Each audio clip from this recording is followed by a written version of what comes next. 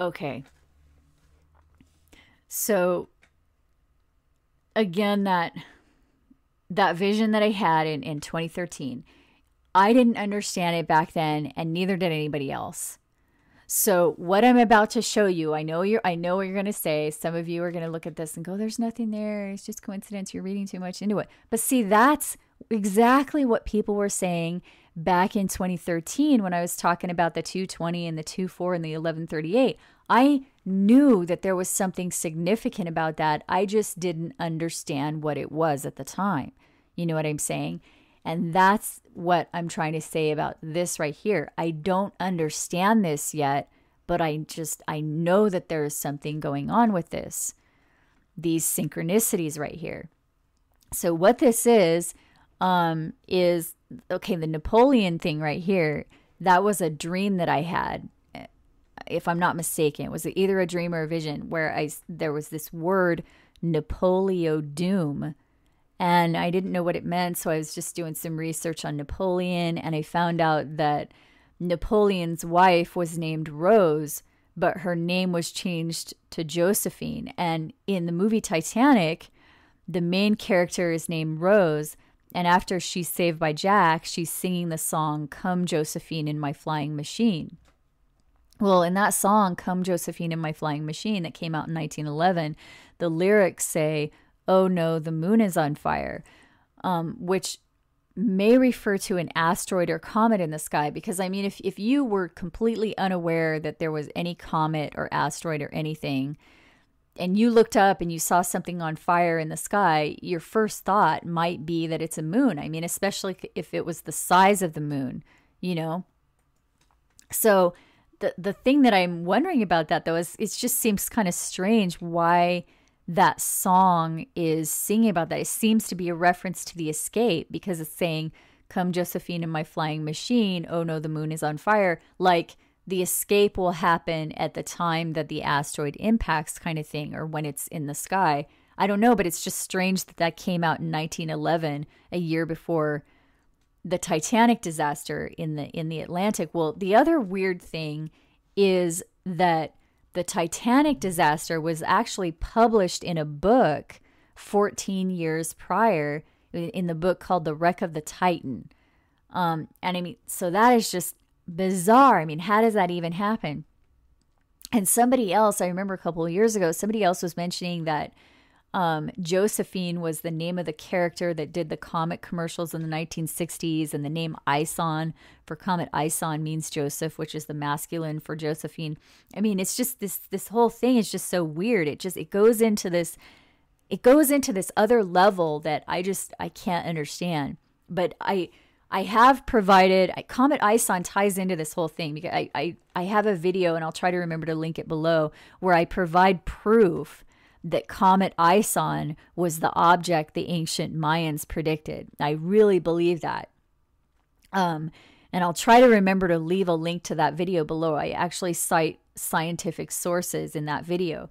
So check it out if you want to. But the first, in Revelation 12, because the Hebrew texts, they actually, a lot of the Hebrew predictions match up with the ancient Mayan and Hopi information. So in Revelation 12, it says the first sign that occurred, it describes it in detail, and it actually happened October 16th, 2012, that sign. And the second sign in Revelation 12 is a red dragon in heaven that casts the stars to the earth with its tail. So that sounds like the comet right there. And so we don't know when that sign will occur. I mean, part of the sign occurred with the 2012 sign. It was the Draconid meteor shower, the meteor shower that came from the Dragon constellation. But I suspect the final fulfillment of this will be the comet whose tail hits the earth.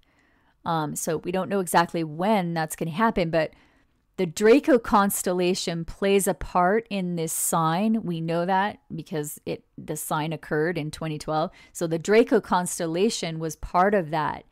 And in 2013, Comet ISON entered the Draco constellation exactly on the first day of true Hanukkah last year. So right here on December 27th, you can see if we draw a line between the two stars at the extremity of the Draco constellation, you can see that ISON is entering on December 27th, December 28th, which was the first day of true Hanukkah. And on January 3rd, that was the 7th day, the last day of true Hanukkah, and that was when Comet ISON exited the constellation Draco, the dragon constellation. So the comet that the Mayans predicted was going through the dragon constellation exactly on the 7 days of true Hanukkah last year. And so I think that means something, although I can't quite grasp it, because the Hopis did predict a blue star would appear before the red star comes to cleanse the earth. And ISON was definitely blue. I mean, you can see this picture right here. Not all comets are blue, but ISON was definitely blue. So it may have actually been the warning that the Hopis predicted. So whether it's passage through the dragon constellation exactly on Hanukkah means anything, I don't really know. But this year, true Hanukkah is from January 14th through January 21st, with the true 10th month starting on the 6th anniversary of Obama's first inauguration, which we also know was listed in the book of Daniel for probably a very important reason. So I'm not sure what's going on with this, but the other bizarre coincidence is the anniversary of that sign of Revelation 12 that occurred in 2012. We're in it right now. And it's occurring exactly on standard Sukkot this year. And Hanukkah was actually originally the Feast of Sukkot. So right here, it was celebrated later in the year because of the war in 164 BC. This is a letter from the Hasmoneans in 125 BC. It says that Hanukkah is called, quote, the festival of Sukkot, celebrated in the month of Kislev. So Hanukkah is like second Sukkot. So the comet ISON traveling through the dragon exactly on true Hanukkah or second Sukkot last year, and then the anniversary of the sign of the dragon, which includes the comet, landing exactly on standard Sukkot this year is, I don't know, I just think that's interesting, but I don't really understand right now what it means. And I'm wondering if it's going to make sense in the future somehow, that some new information will come to light that will, all of this is going to make sense somehow later. But it's just, it definitely, I'm just telling you that it definitely looks significant to me. Just like in 2013, when the 2 and the 4 and the 1 and the 5 and all of that, it seems significant to me. I just didn't understand even the 1138 seemed significant to me, even though I didn't actually understand what it meant at the time. That's kind of how I feel about this stuff now. And we know that our watch dates, the dates that we're watching, really significant things are happening on those dates. I mean, we were looking at mid-June back in January. That was when the ISIS massacre started and everybody started screaming about ISIS. I mean, we were talking about that date back in January. So I don't know what's, I don't know what's coming, but this is just bizarre. These are some very significant coincidences, I guess, is all I can really say about it right now. But like I said, true Hanukkah or second Sukkot this year is in January, which is also, I noticed, 3 weeks or 21 days after true Shavuot is observed in the southern hemisphere. That's the wheat harvest, and that occurs on Christmas Day this year. So I was, Shavuot, the wheat harvest, that represents the escape. And I mean, we don't know the date the escape is going to happen. We're not trying to predict that, but I do think that the escape will probably happen on a significant date. That makes sense to me.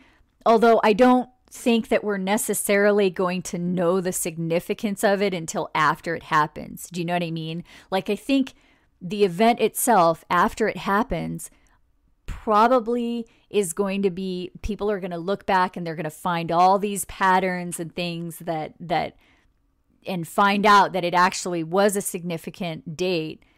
I just don't necessarily think we're going to recognize those patterns until after they happen. So, but I mean, I still can't help but notice these patterns and wonder if it's what people are going to look at in the future, look back at and say, oh, look, this happened and that happened. And wasn't that a coincidence? But not really. You know what I mean? So it always kind of, when you're looking at something like that and you don't understand what it means, it always seems kind of strange and it's hard to accept as fact. It's never easy to accept until after the event actually happens. So, okay, but one more thing about these Titan synchronicities. So, okay, Titan is one of Saturn's moons. And so the wreck of the Titan, the fact that they named the ship Titan and then later it was called the Titanic, I mean, this whole thing is somehow connected, and like I said, I don't know what it means, but Titan is a moon of Saturn, and it also was the name of the Titanic published 14 years before the disaster itself happened. And then in the movie Deep Impact, right here, they send the Titans to destroy the comet. So that's another bizarre layer to all of this. Like I said, I don't understand what it is, what it all means. But I do think that it means something. The fact that the Titanic disaster was in the Atlantic Ocean, and we know that the biblical texts seem to indicate that the asteroid is going to hit in the Atlantic, and the fact that he was showing the Titanic reference, which seems to indicate that that it's actually not an asteroid, it's a comet. It's a piece of a comet because it's ice. And the fact that, you know, that Titanic disaster, it hit an iceberg in the Atlantic Ocean, but 14 years prior to that, it was published in this book called The Wreck of the Titan. Titan is one of Saturn's moons. And then we have all these weird connections to the name Josephine and Napoleon's wife. And I mean, this is just weird. And then Comet ISON somehow ties into this whole thing. So maybe Comet ISON really was the blue Kachina. Maybe that was what was warning us of the red Kachina that's coming, that the comet that's next. I don't know. And I mean, how soon afterward does that red dragon show up after the blue Kachina? I don't know. I don't know if the Mayan texts say that anywhere. I don't think they do. Or the Hopi legends. But it all seems to tie in somehow. And so I just wanted to throw that out there for you guys. Anyway, that's pretty much it for this week. I hope you guys are doing well. If you want to know more information about anything, there are tons of links in the description below this video. Of stuff that we've gone into detail on. I also have an ebook on Amazon if you want to check that out. So I hope you guys are doing well. Thank you so much to those of you that are making this possible to do this, to get this information out, because without your support, I wouldn't be able to do this at all. So I hope you guys are doing well, and I will talk to you later. Okay, bye-bye.